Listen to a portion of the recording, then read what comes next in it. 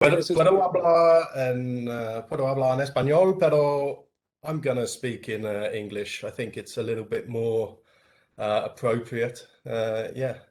Buenas tardes, good afternoon. My name's Tom. That's me over there, you can see. Hello. I've been teaching for about 15 years and teaching English for 10 years. So I've done lots of experience with Cambridge exams and things like that. But I've also been working with Manuel and Caminos, Opositiones Caminos for a year now. So that's been good. So that's me, Tom. I am a native English person. I try to make my classes fun and engaging for the students. But also relevant to what you are doing. I understand you're all engineers, and it's a tough topic and an interesting topic as well. I do enjoy teaching a bit of engineering, topics in English. I know that taking your oposiciones is incredibly tough and grueling and difficult at times, and I not only help students with their English, but I also like to think that it gives the students a little bit of time off from studying about canals and caminos and different areas of engineering. Yeah, so I like to think my English classes are a little bit of a release or relief from studying and, have a cup of coffee and enjoy while you're studying, yeah. So just to briefly explain the format of English classes, I like to offer tips so that students can learn from common mistakes and improve their English that way, both written and orally for the speaking. I've taught all the different levels of Cambridge exams, so I know how to improve students' levels. Even if you've got a good level, I can help you get even better. More idioms, more phrasal verbs, more collocations, things like that. All very exciting stuff, I might add. And of course, I give you tips for the oral exam and the translation part of the exam as well.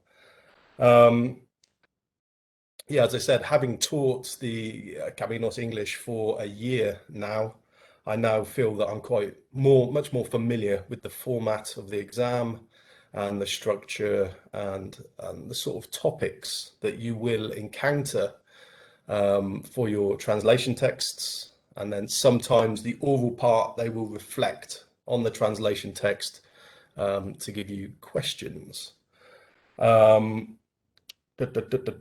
So that's some tips, tools as well then, obviously help you with vocabulary, phrasal verbs, example questions for the oral exam, things like that. Practice tests, but we also look at some of the past tests as well. So the ITOP and ICCP past tests and exams. Topics down here, topics. Each class is usually themed around a specific topic. So it could be an engineering topic. Last lesson was an engineering topic, the Panama Canal, which was very interesting. Or it could be something about the environment or transport or something related to an EU topic or engineering, as I said. Again, we look at keywords, vocabulary, things related to those topics. Of course, the main reason a lot of students take English classes is to improve their speaking or oral level. It's an important part of the exam. It's where you have to produce. It's a productive part of the exam.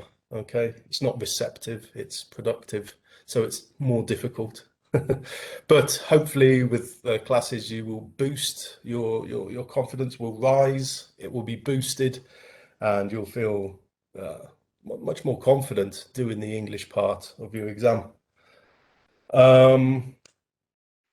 And it's important to remember that even if you have, you know, a B2 or a C1 level of English, that the English part of the exam is a great opportunity to just get an extra point or an extra 2 points for your final score.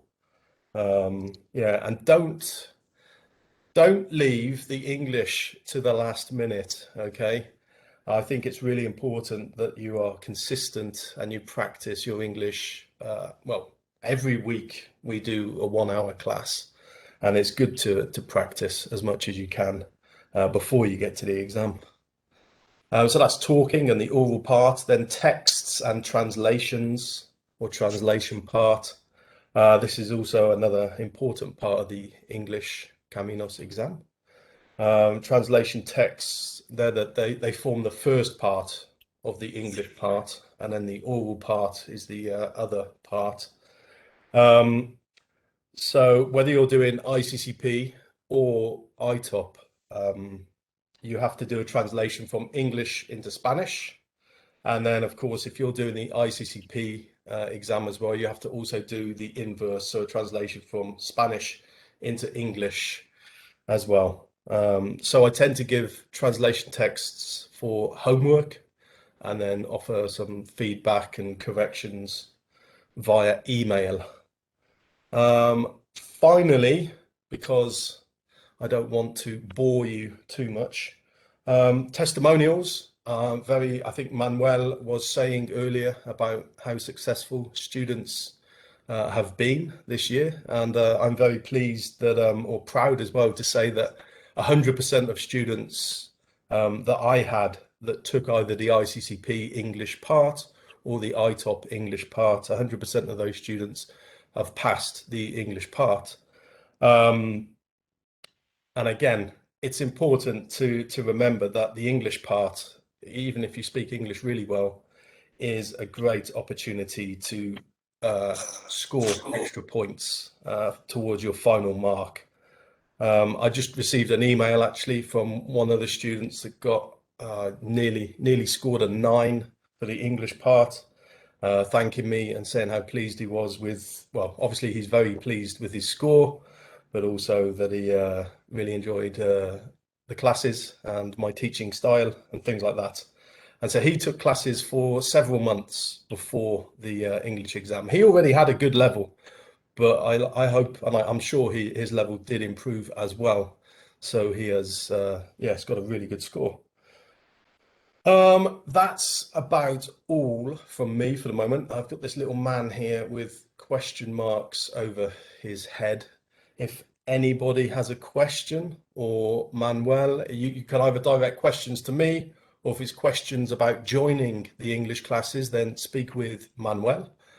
I do love teaching English, and I do enjoy teaching, all the students, and I like to think that I help you stay motivated as well and focused. So we tend to have a bit of fun. It's only groups of 3 in the English classes, plus me.